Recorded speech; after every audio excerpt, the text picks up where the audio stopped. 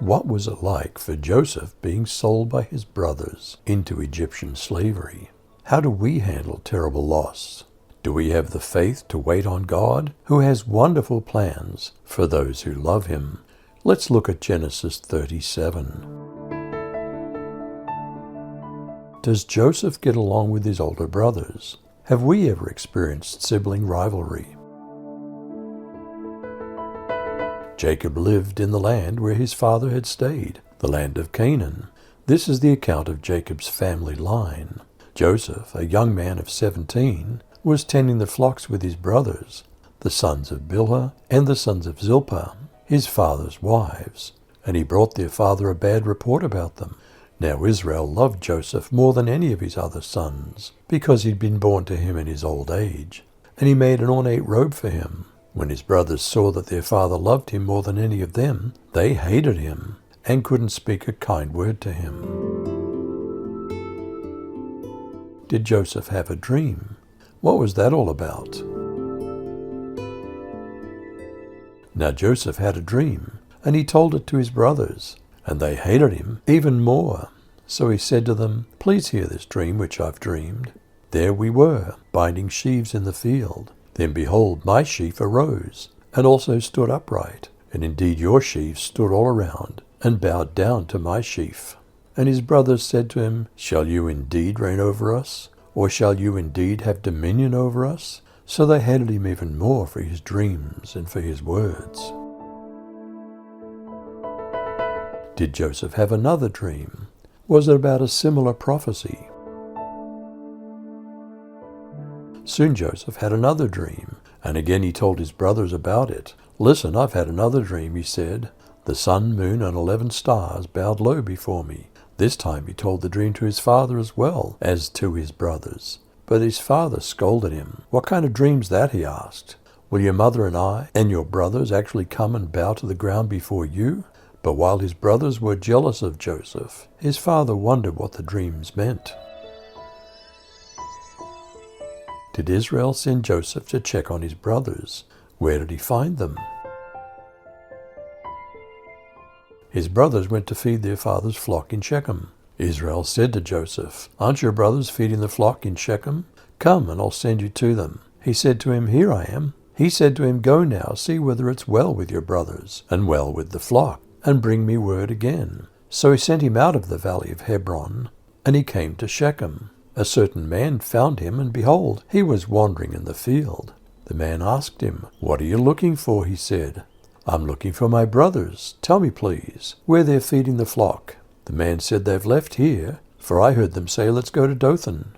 Joseph went after his brothers and found them in Dothan. What did the brothers plot? Is this sibling rivalry taken to a dangerous extreme? They saw Joseph in the distance before he got close to them, and they plotted to kill him. The brothers said to each other, "Here comes the big dreamer. Come on now, let's kill him and throw him into one of the cisterns, and we'll say a wild animal devoured him. Then we'll see what becomes of his dreams." When Reuben heard what they said, he saved him from them, telling them, "Let's not take his life." Reuben said to them, "Don't spill his blood. Throw him into this desert cistern, but don't lay a hand on him." He intended to save Joseph from them and take him back to his father. What did they do? How could brothers do such a terrible thing? When Joseph came to his brothers, they pulled off his fancy coat and threw him into a dry well. As Joseph's brothers sat down to eat, they looked up and saw a caravan of Ishmaelites coming from Gilead. Their camels were loaded with all kinds of spices that they were taking to Egypt. So Judah said, "What will we gain if we kill our brother and hide his body? Let's sell him to the Ishmaelites and not harm him. After all, he is our brother." And the others agreed. When the Midianite merchants came by, Joseph's brothers took him out of the well, and for 20 pieces of silver they sold him to the Ishmaelites, who took him to Egypt. What lie did they tell their father?